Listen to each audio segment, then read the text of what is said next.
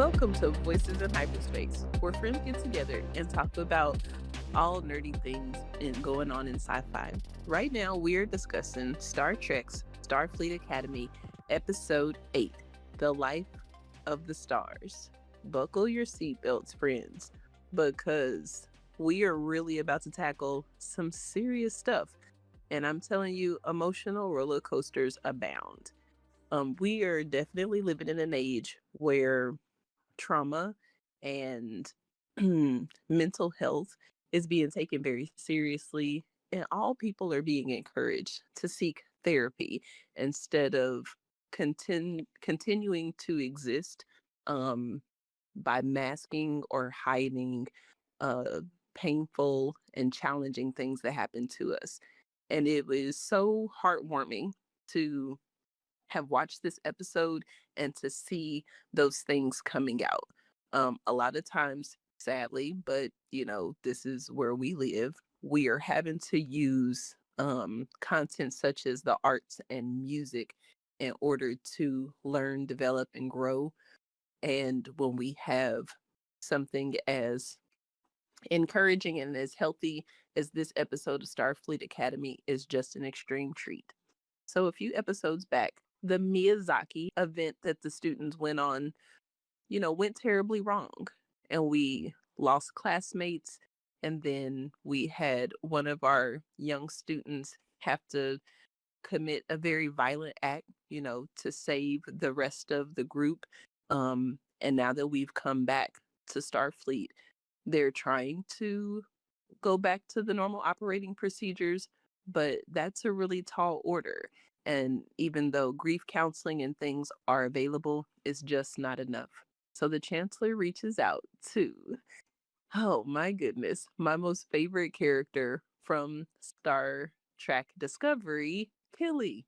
It's really Tilly, but she done came and she is going to do a theater class for the cadets to help them manage their trauma and to help them get through like this most difficult time and come together so that we don't, lose one of them, which is a very real threat for one of the most beloved characters of all in Sam. She is still having glitching issues that are not being reported to her superior officers or her classmates for that matter. She is doing what a lot of young adults do. And they try to cope and they try to hide and try to pretend like everything's okay when things are seriously wrong. And we end up having to see Sam leave the academy to go back to her home world to see if they are able to help her overcome these challenges that she's experiencing. And her actual life is in peril, and it is very scary being on the unknowing if she's going to return. And the doctor is going to play a huge part in, whether that adventure is successful. Thank you guys so much for joining us. It's, a lot going on, and buckle your seatbelts because we're going on a wild ride. It is a wild ride. I want to take a moment and point out there are quite a few production choices made in the episode, a lot that are great for enhancing the feeling and kind of like the gravitas of the emotions that the characters are feeling. There is one production choice that um I think bothers me. And y'all tell me if you have the same perspective. There was something weird with the sound.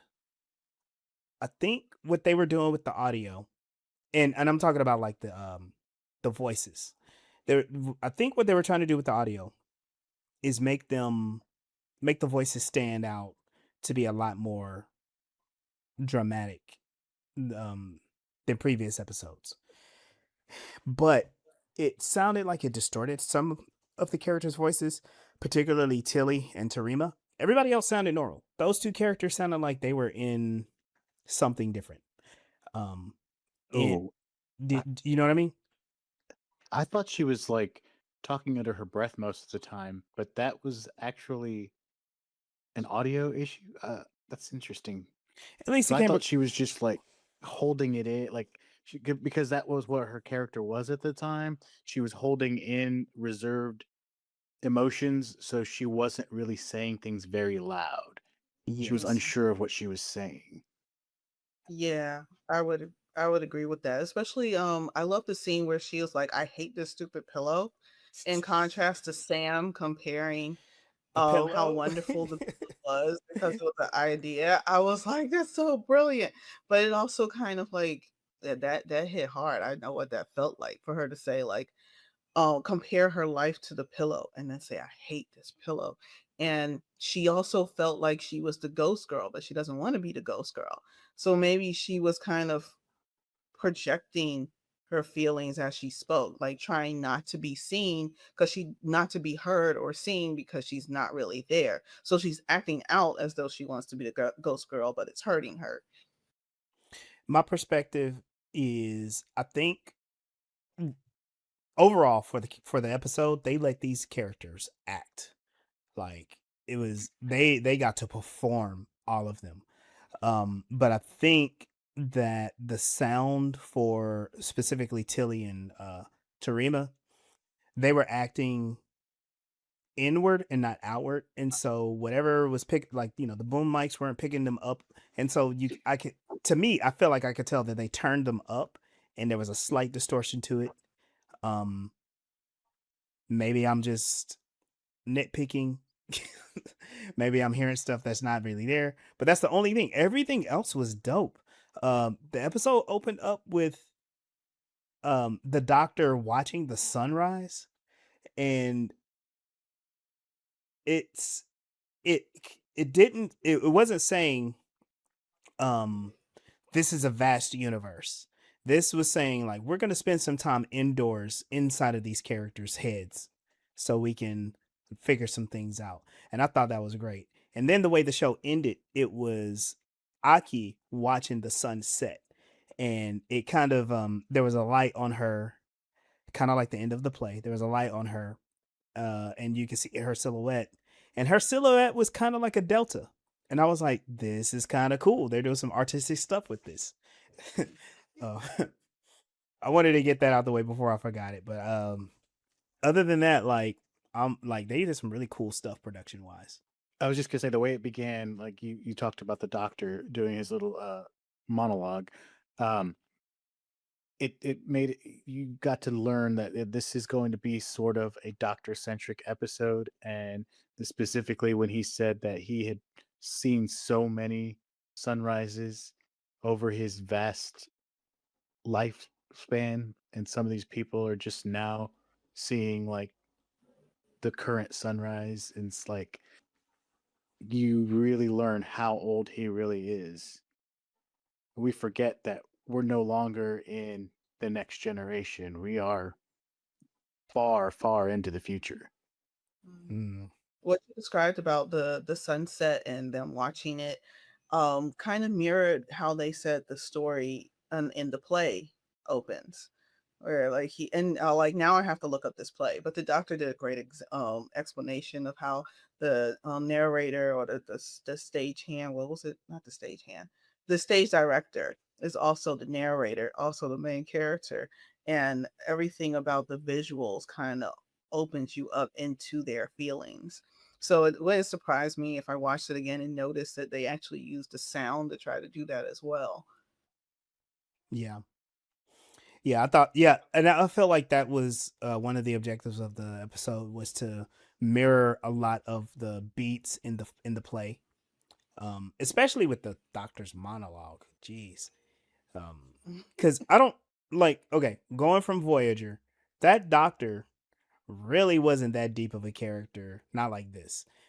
He would show some moments of depth, especially after, like they're saying he's 800 years old. Bro is older than that if you think about it. Because he spent time on a couple planets that where time was moving really, really fast. Um, Mhm.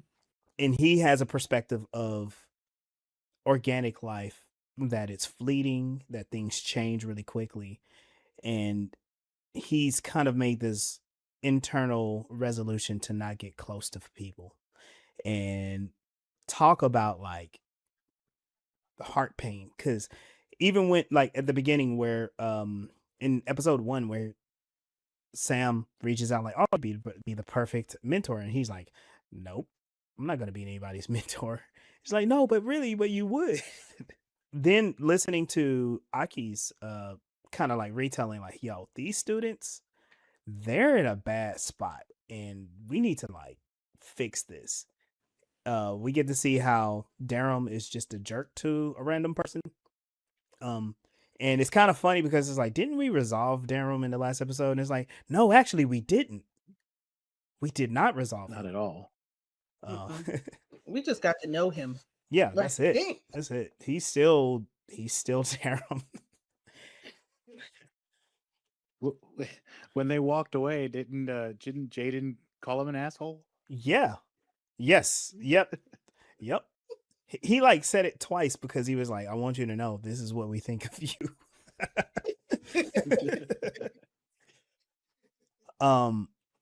And so it is not until after the cadets completely fail their simulation in the ship, they destroy everything. And it's kind of funny because we know what's going on. They don't trust each other. They're not doing teamwork. They're just trying to, I don't even know, go with the motions, but they're all asking the questions like, who's in charge?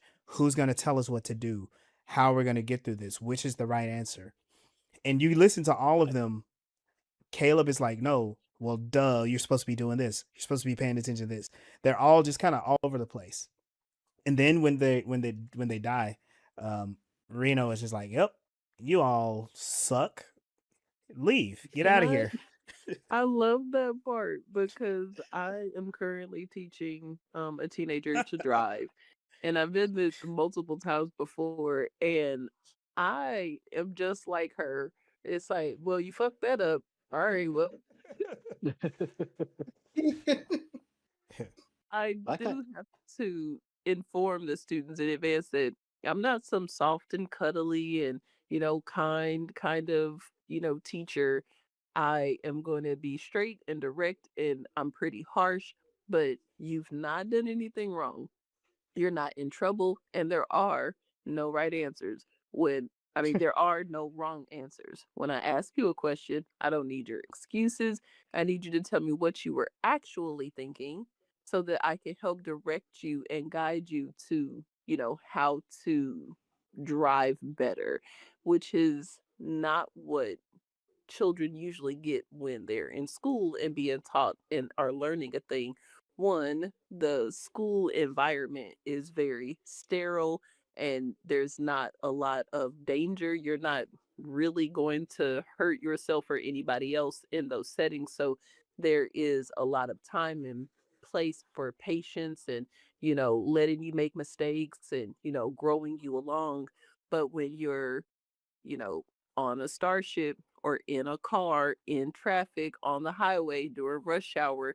You got to get this shit right. You have to get it now. And I don't have time to, be babysitting you. So you about to get this smoke. And yeah, it was exactly what it is like in those real life situations. And she treated that simulation as such.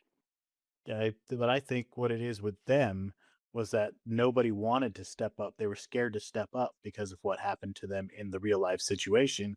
So everybody's kind of reluctant to step up. And they're like, "Well, I don't know if I can do this. I don't know if because what happened to us the last time, I don't know if this is going to be the right decision." And nobody was stepping up, and that's where the failure happened. Yeah, that's a Yeah. good point. It reinforced that they don't know what they're doing. So now they're sure they don't know what they're doing. Even though they got out of it. They did well, but it's the trauma that is telling them it was wrong. So, I mean, yeah. Bobby didn't make it, but Well, yeah. And it wasn't any of their faults. They're thrust No. into a situation they yeah, weren't ready no, for. yeah. And Aki, she even said that like they're not ready for this. I was hoping it would be a couple of years before they experience this. And she's like, well, now that they've experienced it, let's go through this. Um, and her resolution, I think, is really cool. She leans on Tilly, Lieutenant Tilly, to come and to it's not whipping the cadets into shape. It's more of guiding them through this chasm so they can get to the other side, because right now they're all lost. Yeah, she actually described it as uh, therapy, but without them knowing it. Yeah, But the funny thing is, they figured it out right like away. immediately. Immediately. Like, what is this? Some kind of therapy? But I like it very much because having all different types of therapy is important. Oh yeah. And a lot of times we fail to realize how therapeutic a conversation or, going on a trip or hiking in the woods and all those different things are a part of it. We tend to get stuck in the capitalist system of a 9 to 5, and you just gotta work and then go home and then cook dinner and then sleep and then wake up and work again, and we get stuck in that cycle.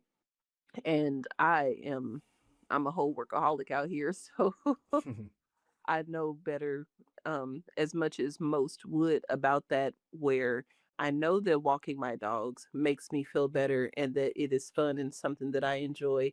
But it's really difficult to just like even pull yourself up out of bed sometime. You get so exhausted. But then once you're into the activity, and in this situation, it's the theater class that Tilly is teaching, it's like, don't nobody want to do this. Like, we are Starfleet and we're the War Academy and we're, into engineering and, exploration and all this stuff.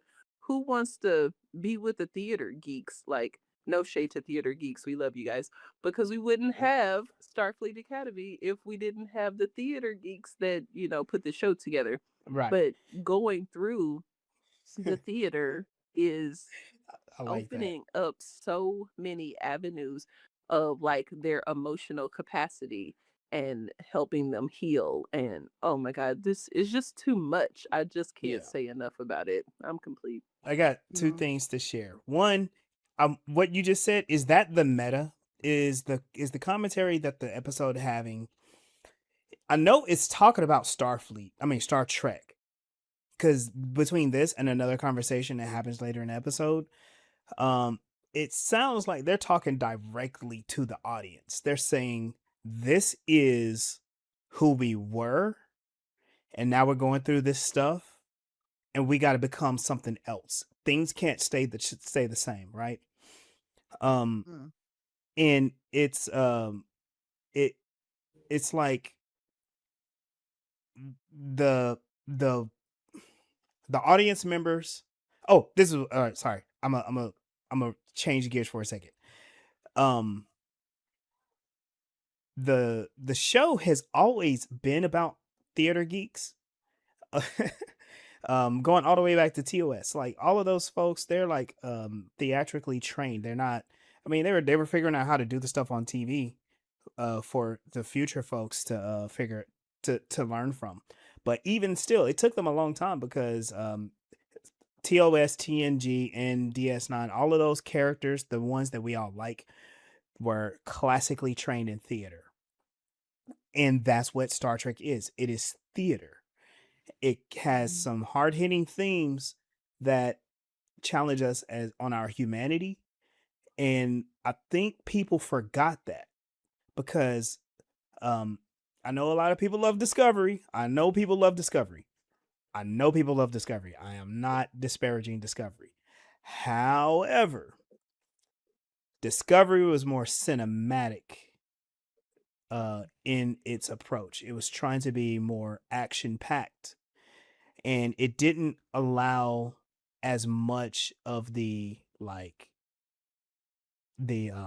performance of the characters to come through to communicate what the episode was trying to say. It was more like look at the screen and look at the spectacle.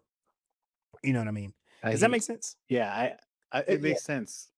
I would get frustrated with the fact that the explanation of how to fix everything. Like I think you said this before. It's like it was within a single paragraph of lines, and they're like, well, all we have to do is do this and this and this and this and this, and that will fix it. And then that's how they fixed it. And like there wasn't enough trying to figure that stuff out. Yeah. But it was like action, action, action, and then this is the solution, and this is what we're going to do to fix it. It is like, well, did you know this all the time? How did you get to that solution? It's like it's somewhere in that storytelling they wanted to fill it with a lot of action, a lot of effects, and then kind of throw in the solution and kind of throw in the problem in one in whatever extra space was left in the episode. Hmm. Yeah. I And didn't get oh, that. I got like throughout there were little bits of that throughout the story, and then when they got a bigger problem, all of those little solutions kind of fed into it. But it was all like that typical sci-fi talk mumble jumble that most people don't really get. yeah. But like I was a kid who didn't watch normal TV. I would sit and watch Nova for long periods of time. So when they're talking about quantum blah blah blah blah blah blah blah, I'm picking up. Yeah. I was like, oh yeah, and then anyone else around me is like, what are you hearing? No, Blah blah blah blah blah. but what we do see in what we do see in Starfleet Academy is it does slow things down. It makes the universe smaller, so we look at the people. You know, um, a lot of the questions have been about like what are these characters? What are these characters? Um, uh, One character I want to point out, and this kind of answers Sunday's question, even though I know her question is rhetorical. Like, who wants to do theater? Jaden does. Jaden seemed like he was having the most fun explaining Klingon theater, how the what is it the the warriors, they were eating, the rival clan were eating the warrior stew, and it turns out that it was filled with like the hearts and the quadra-testicles of the people that they slaughtered, and then blood floods the stage. Sweet. Ankle You're deep. right, babe. Jaden wanted to be there so bad that he was sick, but he was not missing this class. Yes. Yeah. I do like the fact that they told him to quarantine, so even in the future, they take sickness very, very seriously. Yes. Yes. Mhm. His bow though, he was, bro was into it. He was just like, yes, I.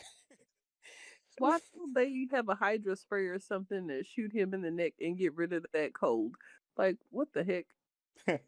It might be a strand from a planet that they don't have a thing for. Right. Heard. So Yeah. so We just the don't explain that. yeah.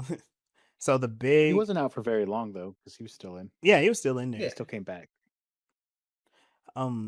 So the big mood change happened when Tarima came to class, and there's a couple things that happened, and I watched it with Sunday, so I watched her response. Caleb just lights up. He's like, "Oh, it's her," and she just like she gives him the cold eye, and then she just walks on by, and he's like, "Yo, like what?" Yeah, that's what your ass get, taken for fuck ever and not finding a way to come home with me and hold my hand through this whole process. Everyday communication. What is wrong with you? Yes, he needed some cold shoulder and a smack in the mouth and all kinds of things. I was pissed at him for the way he abandoned her. Oh my god. And I know that he going through his own shit and it was difficult, but I don't want to hear it. What she did, she saved your fucking life, and now you can't record a message and send it. Mm, frustration 1,000. It required him to communicate with people, and that's not something he knows how to He's do. not. Yeah, he's terrible at all of Being on his own, it. um, and he's know him. and she did kind of bring that up because when they were having that moment of like, oh, they're about to reconcile, and she was drunk, and then when she was trying to like make out with him, he was like, "Yo, you're drunk, stop." Then she flashed on him. in that scene, she goes, "Yeah, I got your message. It seems like it took you a very long to send it." And they had that moment, and then when he didn't want to make out with her, she was like explaining like, "Oh, I get it. You're the one that gets to the edge, gets real close to the monster, and then run away." And I'm like, "Yo, you're not talking about him, are you?" Because that's kind of how Yeah, she but sees herself. good on him for not taking advantage of her in that state. That's classy of him. Yes, absolutely. Um, but how do we feel about her next action? She goes to Genesis and just like, "Yo, I'm sorry, because I think I've been holding something against you." Um, Yeah. Well, then she also tells Caleb, "Why don't you run off to Genesis?" So like, well, where'd this come from? It comes from everybody actually acknowledging that Genesis and Caleb, like that there is a thing, or maybe should I say should be a thing between them, because they're the two most compatible like characters. Like how and why he ended up with Tarima, I do not understand. Their connection never made any sense to me. And if we're gonna go like in the direction of like the best pair bonding couple under like the monogamous structure, then it should go Genesis and Caleb.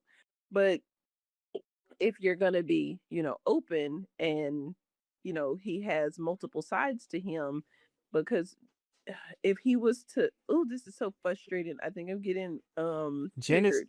Genesis is a toxic The person. the thing is that from my perspective, he feels intimidated by Genesis. And so Really? it's going to be difficult for her to even find a partner who is going to be okay with the strong female presence that she is. So you want to go to something more delicate and soft and reserved. Even though you go and find out that that delicate, soft reserve, when she has that emitter taken off of her neck, is killing everybody. And then what do? You get scared and you run the fuck away when she needed you to be there to support and to hold and guide her. And then when she goes and gets drunk, you want to have some restraint when again she just needs you in that moment. And I am thankful that we're getting away from this toxic culture of taking advantage of people when they're intoxicated. But Jiminy Christmas, Caleb, you are just like missing so many opportunities to connect with her over and over and over again. How many times are you going to fluff this up?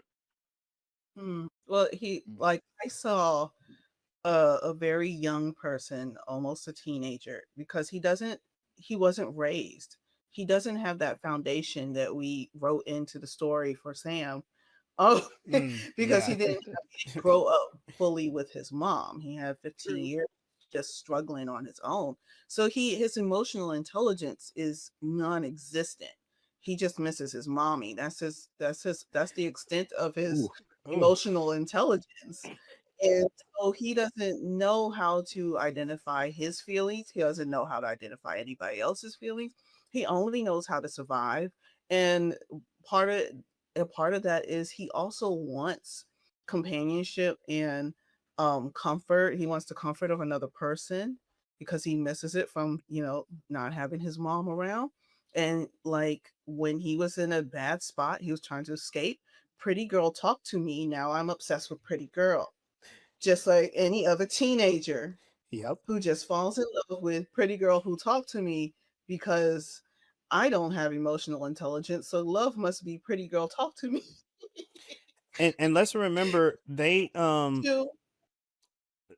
I've done it. I've done it. Look. My joke about was it Spider Punk is if I meet a guy like that in real life, I'm gonna be in a toxic relationship super fast. Oh gosh. Oh. Spider Mm. Punk, come talk to me. I'm gonna be done. I'm done. You have to remember though, they shared like it's not just the sex. They shared a very deep emotional intimacy where she saw him as the injured wounded child he is. Um I did like the imagery in that last episode, but in this episode she is projecting. She saw him and she's using it against him.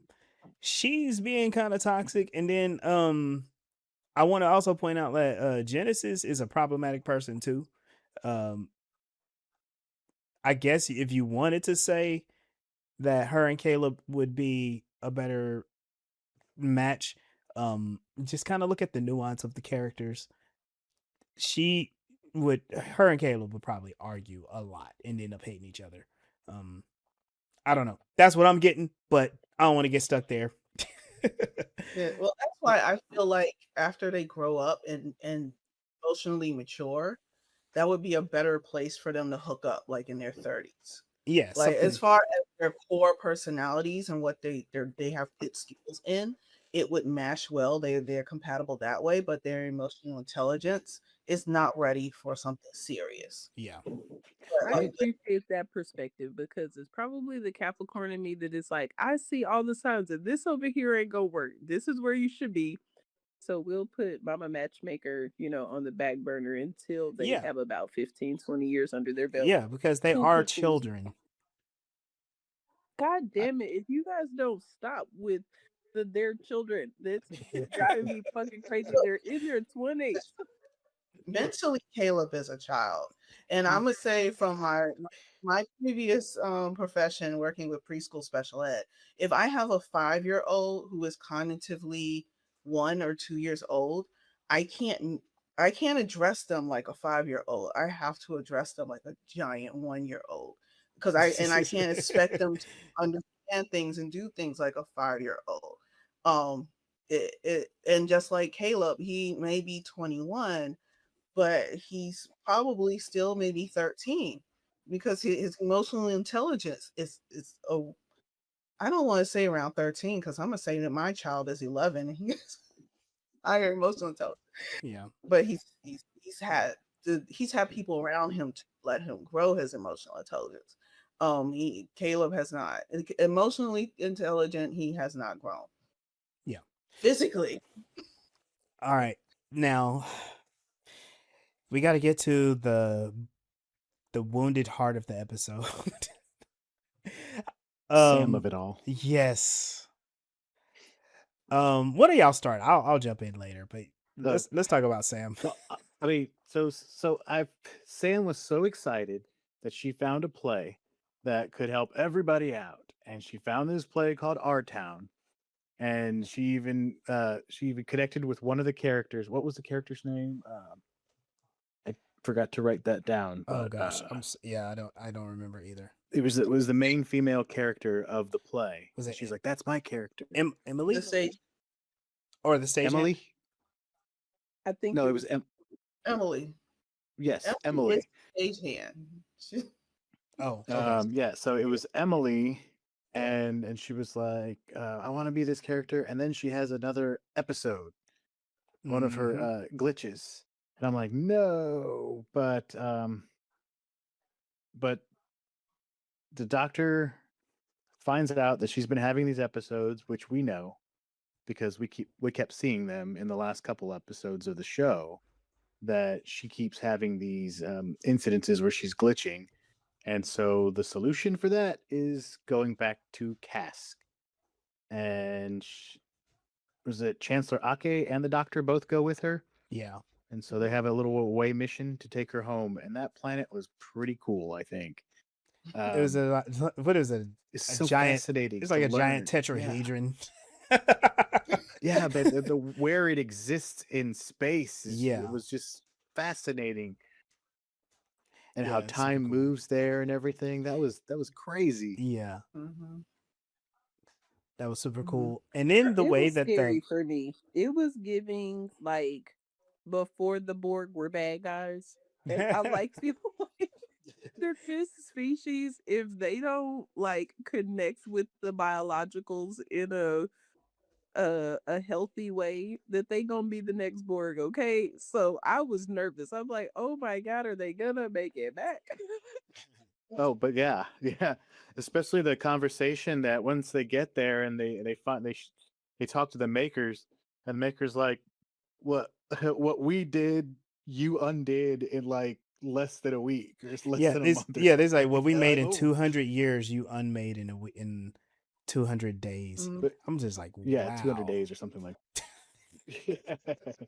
But come to find out, though, when they finally figure out what was wrong with her, I mean, I kind of think technically it was the maker's fault because they didn't create her properly.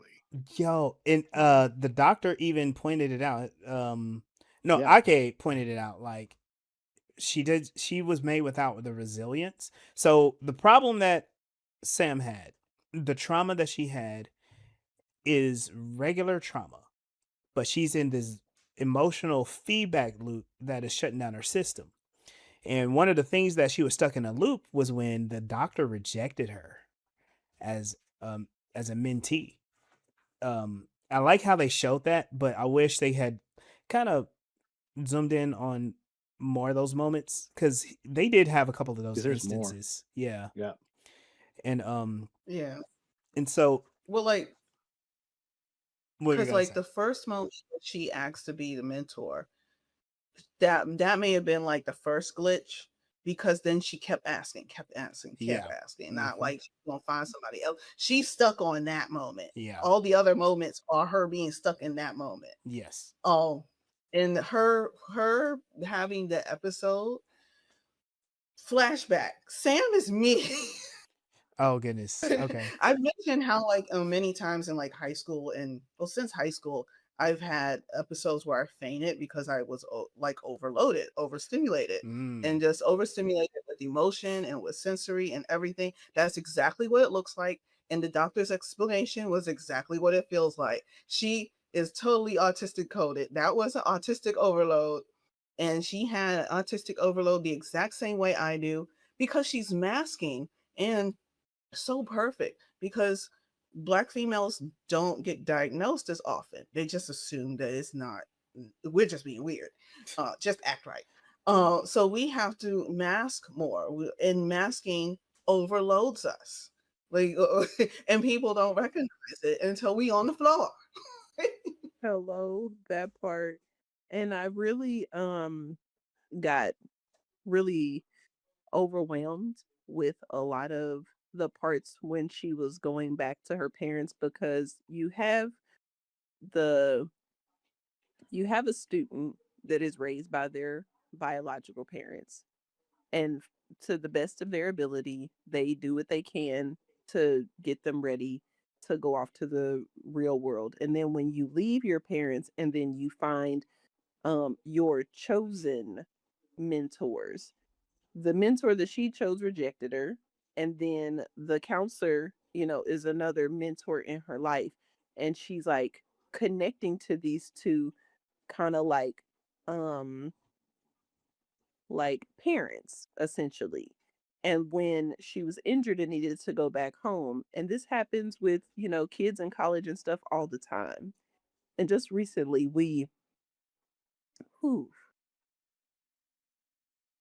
here where I live in Missouri, there was a college girl who came home from college and,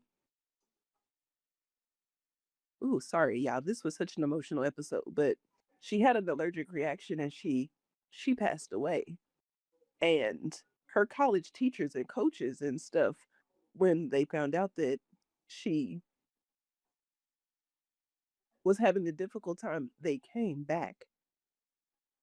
And so tribute one to whoever decides to go into the profession of education and try to help raise these humans. You guys are amazing. Sorry for getting emotional, but we got the doctor and Ake taking what affectionately they look at as one of their children back. And in this episode, when we find out that the makers, they didn't know any better. They did the best that they could with what they had. And that's the same thing that our biological parents do. They fuck us up and then they send us off. And then other people, see the gaps in the holes and then Hmm. they try to fill those holes. Whew.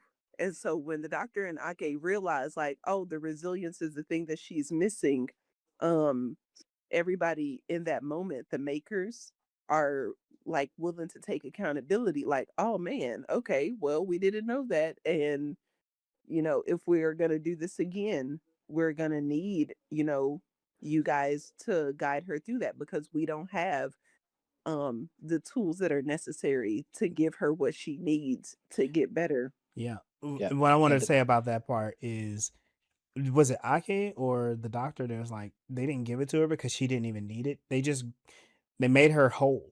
She was, what you saw was all of Sam fully developed, but still like a child.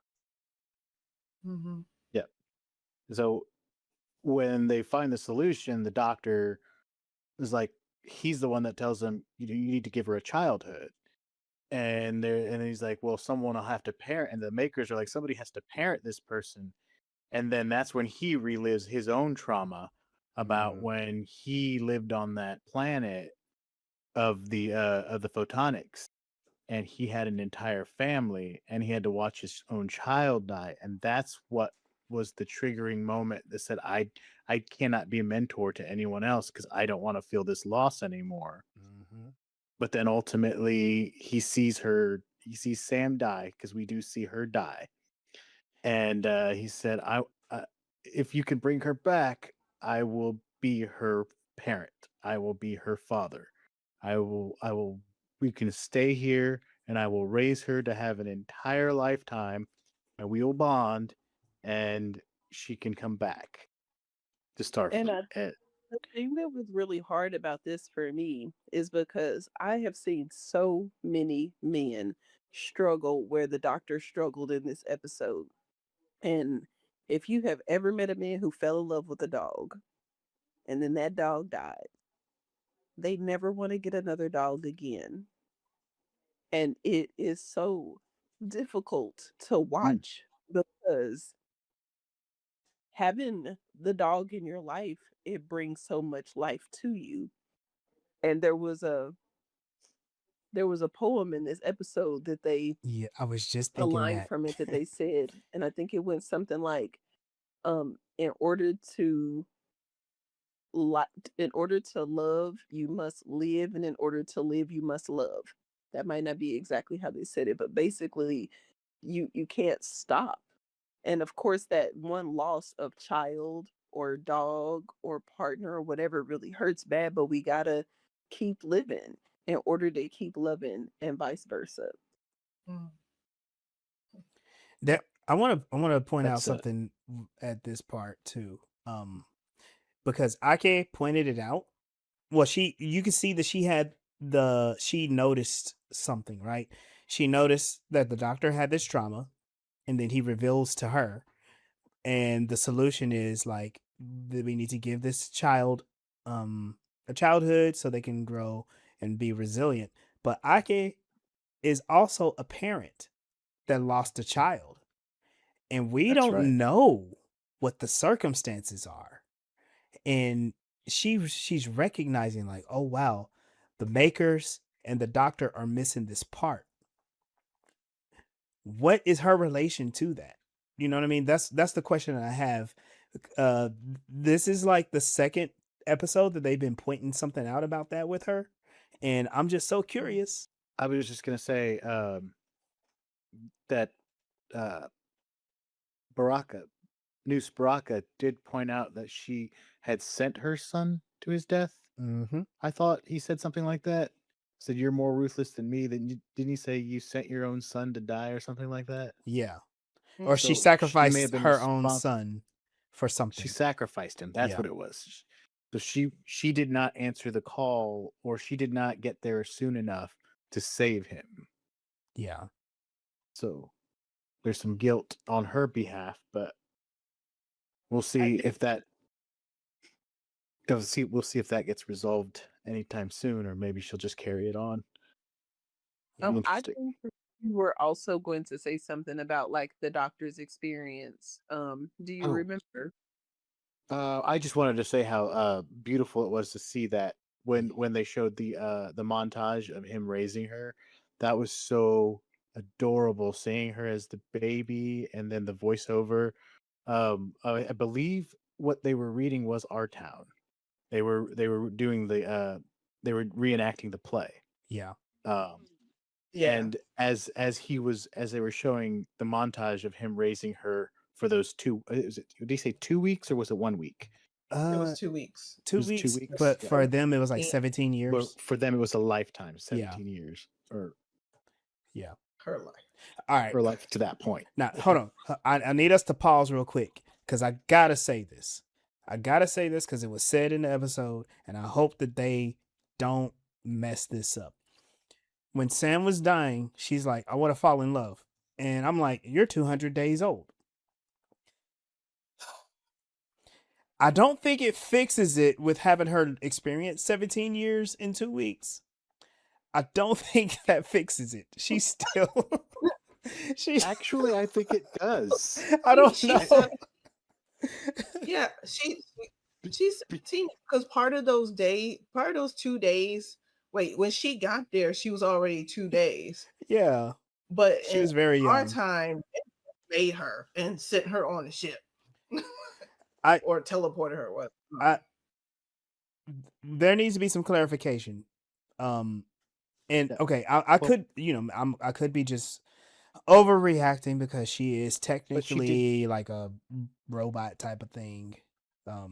She said that time exists differently on Cass, and Yes. that an hour was more than, I can't remember the ratio, but and then we get the 2 weeks is 17 years. Yeah. So now we've resolved the issue of her not being Did age we? appropriate.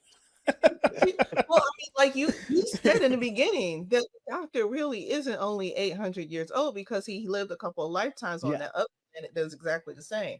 Yeah. It's the same situation. Okay. Okay.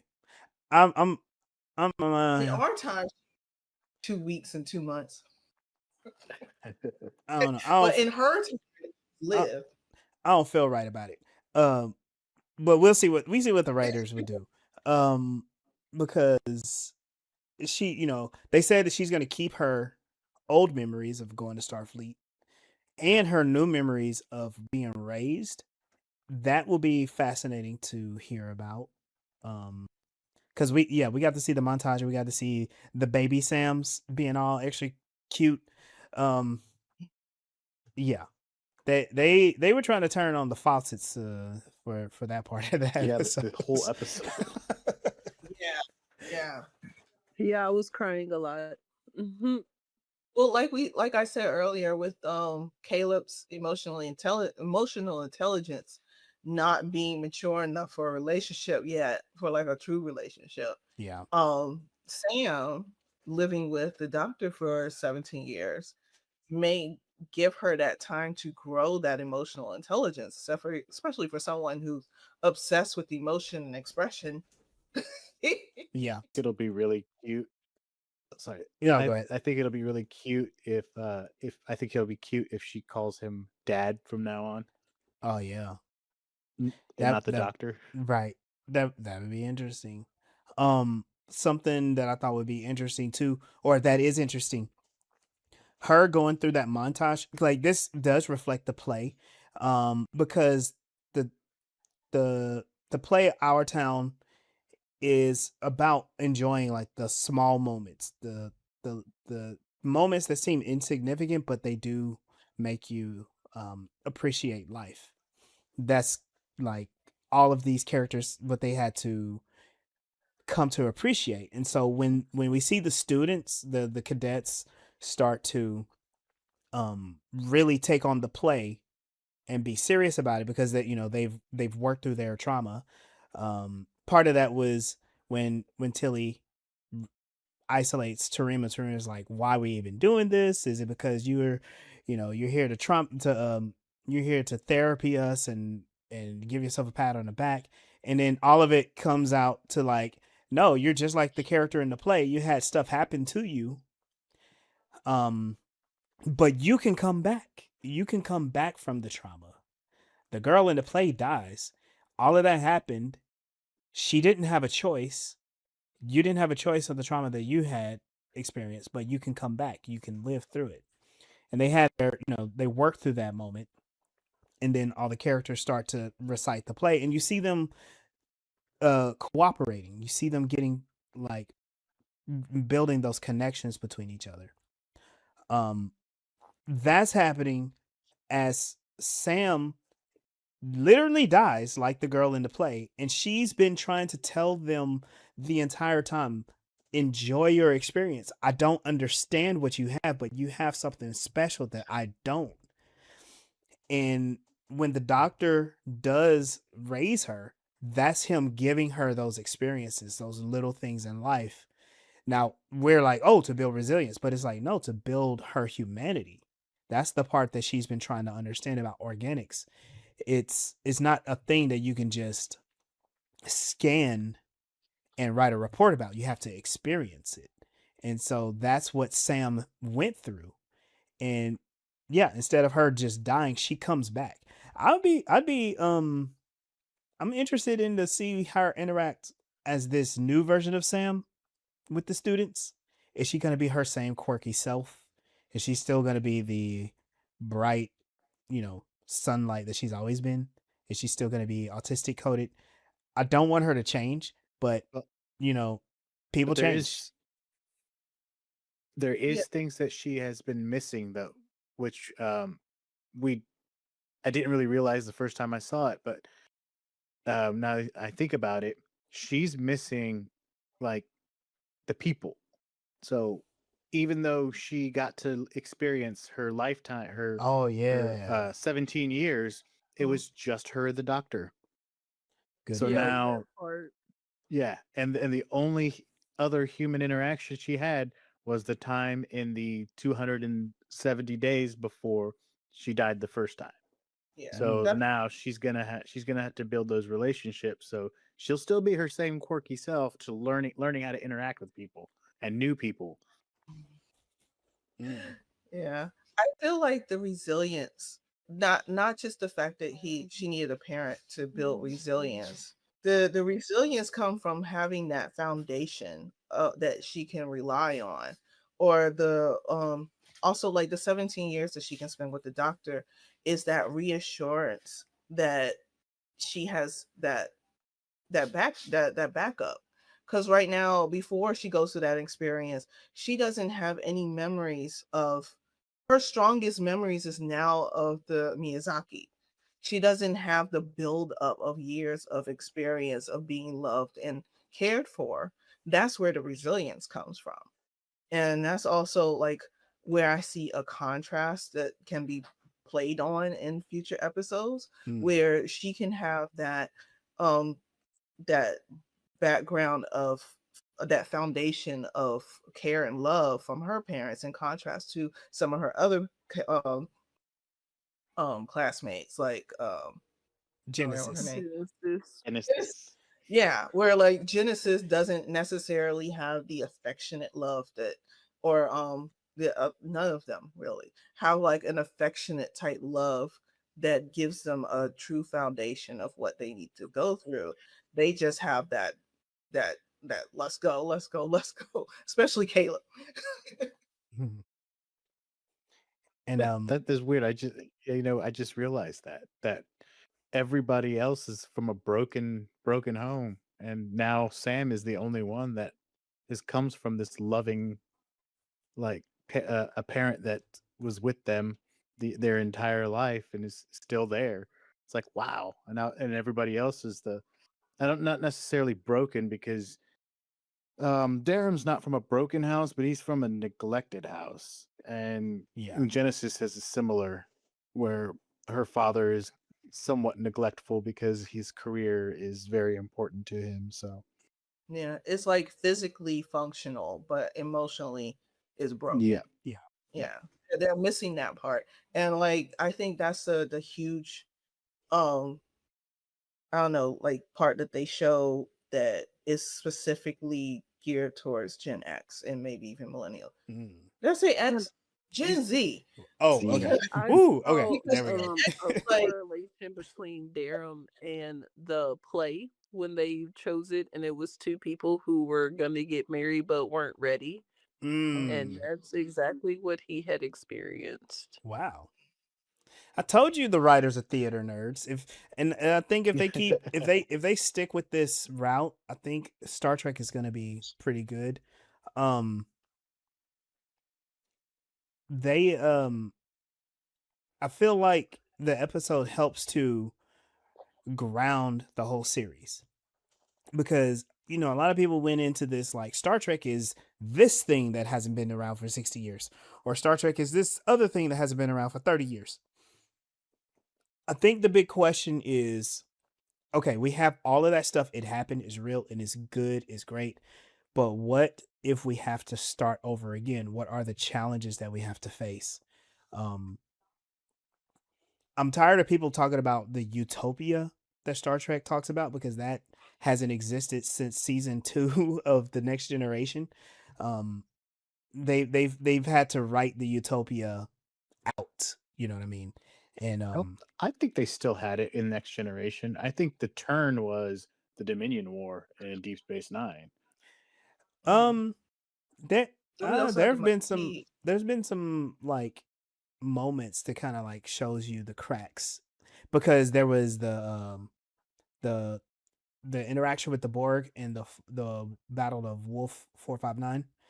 Um, Yeah, but the go ahead. Borg, the Borg aren't like they were always seen as not human really. Like they were people that were absorbed by this machine, this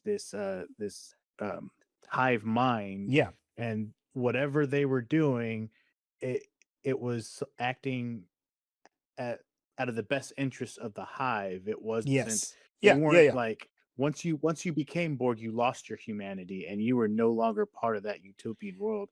You were more of a parasite that was trying to feed off of everybody else. Yeah. And Yeah. no, I get that. I think what I'm trying to well, my perspective is when Starfleet came into contact with the Borg, they were completely unprepared. And Starfleet couldn't technobabble their way through um dealing with the Borg. It was a real threat that caused Starfleet to change. And the Battle of Wolf 459 informed how Deep Space Nine would behave. Because remember, Cisco lost his wife at Wolf Oh, 459, that's right. and that's when he became basically um, a war. He became the captain touched by war. Yeah, Picard was assimilated and he had to take time off from that, but he kept his job. He was pretty much the same. Cisco was not. And all of it is the same thing. Like the the threat of the Borg either took down the veil of what the utopia was or revealed like there is no utopia. Where there's just us and we have to figure out how to solve these problems. Um, and I'm kind of using that word as like the ideological utopia. Um, I will say if you give me a replicator, you will never see me again because I will live off of that thing. That's pretty Yeah, utopia. I think it means like it depends on how you see a utopia. Like the system that they have would be considered a utopia despite what goes on outside of it or what we have to defend from it. Mm. Um it I think it stops being a utopia when we become our own threat, which is why I think of like the Maquis or Oh yeah, yes. Okay, I yeah, got you. or Section 31 being outside of Yep, what we usually think yep. of what is the what we thought we grew out of or how we saw ourselves being better than what was before, and then there's still people like no, it's still not perfect, but we are in contrast to where we've come from and where we are now. Especially Mm. it would be a Which even if the board was at our door because we're not at threat from each other. that's the thing that Okay. scares me about the War College is that I hope they don't take that in a dark direction like a Section 31 or something like that. I hope it remains just as it has been shown to us so far, which is they aid Starfleet and help them in that capacity of protection of a marine type Yeah. capacity. Mhm. Yeah. Um, I hear you, PJ, but Section 31 needs a proper story being told. Uh, maybe not the War College, but at some point they need like a Well, yeah, yeah, like I rewatched DS not too long ago, so I'm thinking of that Section 31. I yeah, forgot about the movie. yeah. That yeah, you know, Oh, and there's that's the okay. movie. You can totally forget about the movie. All right, let's begin to find our way towards the end of this. Any last things you want to say about this episode? Mm, I'm so glad they're doing this. I Yeah. really am. Yeah. It's a perfect example of doing the social commentary in the story. When we had the 60s with civil rights and Cold War, and like the 90s and 80s with what was going on, and I was a kid and probably didn't understand, but it makes sense. This makes sense for now. Like the I don't know if we said it here or somewhere else, but the blip is like Oh their yeah. version of COVID, where it separated everybody and enclosed everybody in the dysfunction of their homes, and now they're trying to grow out of it and gather together Mm. on their TikTok, aka Starfleet Academy, and learn to express themselves in a way that they can be guided to healing the stuff that the former generations just said, that's not an issue, don't talk to me about that, just do what you're supposed to do. Mm. When we can't do what we're supposed to do without hurting ourselves if we don't heal first. And that explains why there's a lot of angry people who don't know how to think in this Yeah, society. And we need that's true. that. If you don't heal from your trauma, you won't think past it.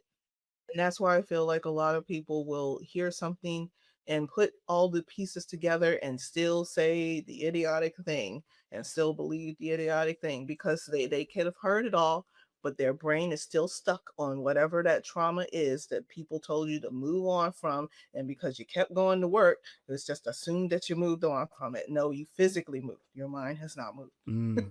Yeah. Yeah. Well, just like the moment in the beginning when Ake, Tilly, and Reno meet, it was supposed to be kind of like a levity moment in the episode, but at the same time, the they say, they give each other those looks, and they're like, "Yeah, we've been through some trauma." Yep. Reno and Tilly both look at each other like, "Yeah, on the Discovery, we've been through trauma." And she said, and Tilly says, "We're the women that time forgot," because Mhm. they had to leave their world behind. They came into the future and left everything they had, their their families, their life, back in the 23rd century. Mhm. So They're they are temporal anomalies, like currently. That's yes. so wild. Oh, you Yeah. said that, and I just thought about that. Tilly's parents wanted her to be a captain, Yeah. Mm-hmm. And she and then she was her going having for it. no. Yeah. I'm thinking about Genesis. If she had that conversation with Genesis, where she could call, I'm like, oh, okay, that would be perfect.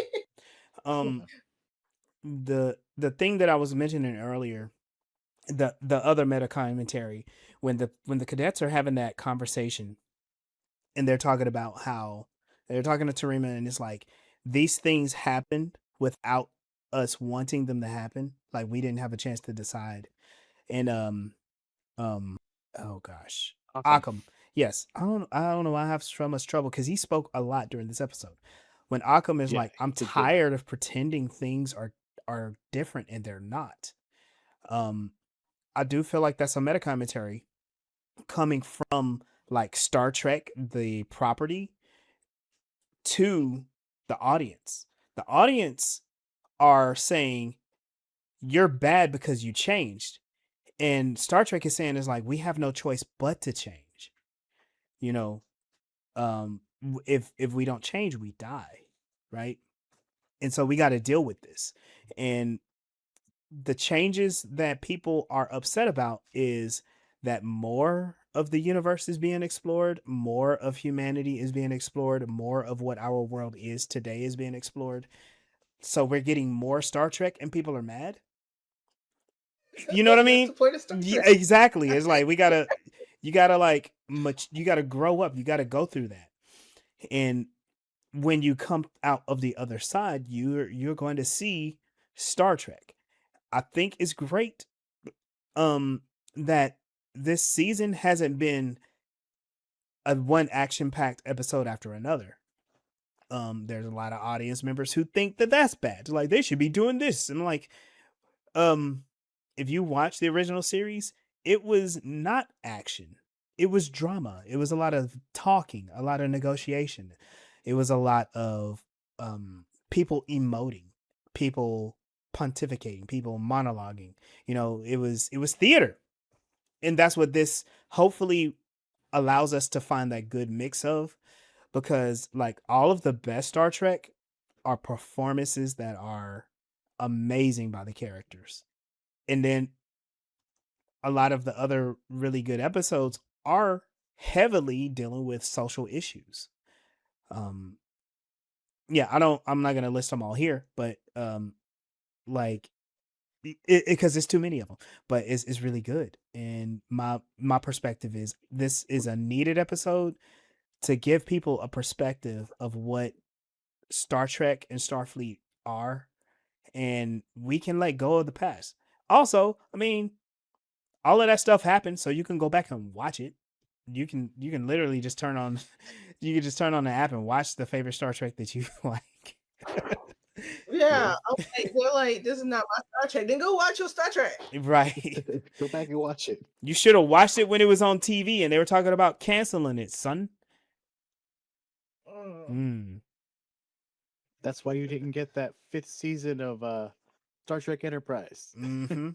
Because you stopped watching it. Or 4th season of the original series. The Next Generation, Deep Space Nine, and Voyager got their full story told. Those 3. Everybody else got ended early.